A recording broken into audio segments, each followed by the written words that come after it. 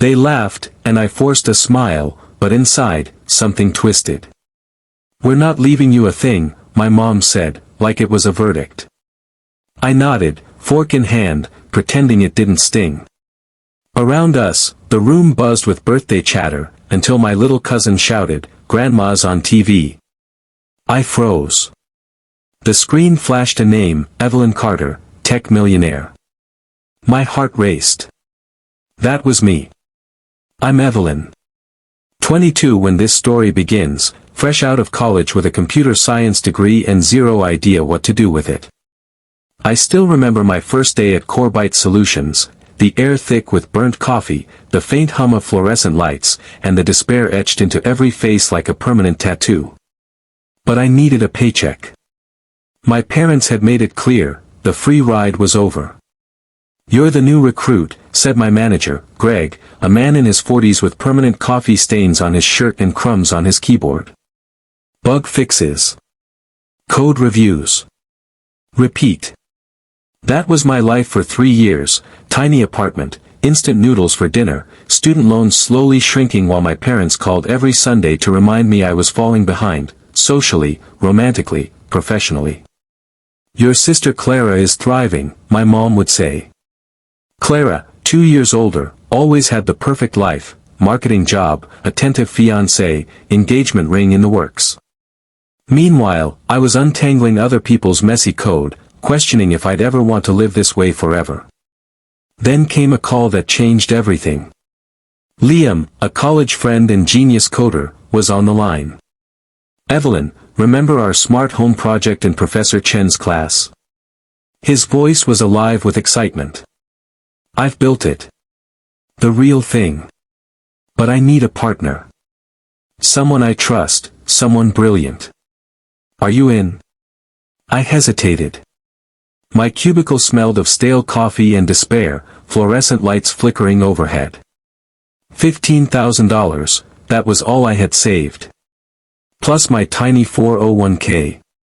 If this failed, I'd be destitute. My parents' voices rang.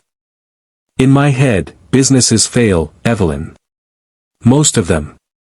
Don't throw your life away. My mom added, "You're good with computers, but do you know how to run a company?" I stared at the wall, heart pounding. And then I made the choice, I'm in. 2 weeks later, I walked into Greg's office, resignation letter in hand.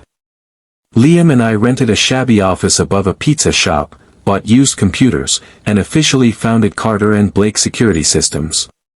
The first months were brutal, 16-hour days fueled by cheap pizza and instant noodles. Our office smelled like cardboard and ambition. But every problem we solved, every line of code that worked perfectly, felt like a victory. A year later, our home security software was flawless, seamless integration, zero lag, user-friendly interface. Liam and I managed to get a meeting with SecureGuard, the West Coast's largest security company. 2 hours of questions, technical scrutiny, and heart-stopping tension later, we left uncertain. 3 days later, the call came. They wanted an exclusive partnership. $1 million each. I dropped the phone. That was more than my parents had earned in decades. But I didn't tell them. Not then. I wanted to prove them wrong. When Clara married, I attended quietly, surrounded by familiar questions and barely concealed pity. "Still tinkering with computers? When are you going to settle down?" Every word a dagger. I smiled, nodded, and left early, retreating into my work, my triumphs, my new world. With the SecureGuard deal, we expanded, hired staff, upgraded offices. By 27, our company was pulling millions a year. I bought a house, a car without quirks, and finally traveled. Clara had her baby, no call, no card, just a distant acknowledgement. Then came the hardest moment, Liam fell ill. Fatigue, weight loss, tests, and the diagnosis, pancreatic cancer, stage 4. 6 months. He was 30. 4 months later, he was gone. At his funeral, his widow whispered, "He wanted you to buy out his share." $6 million later, I was the sole owner, carrying our dream alone. I kept his name on the company. He deserved that. Alone, it was heavier than I imagined. Our software thrived, installed nationwide. By 33, our revenue neared 20 million. I ran into my parents one day outside the pizza place where it all began. Casual clothes, no fanfare. Recognition flickered in their eyes, but mixed with judgment. The subtle pity, the comparisons to Clara, they hadn't changed. Months later, at my mother's 60th birthday, I arrived in a modest yet expensive black dress.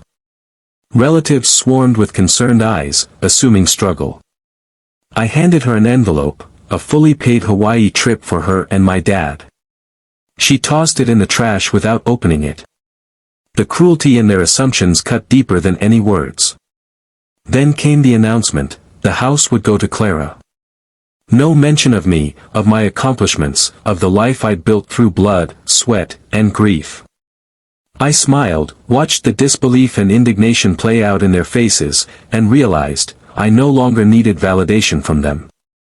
Success, loss, betrayal, triumph, it's all mine. And as I left that room, I felt lighter than I ever had.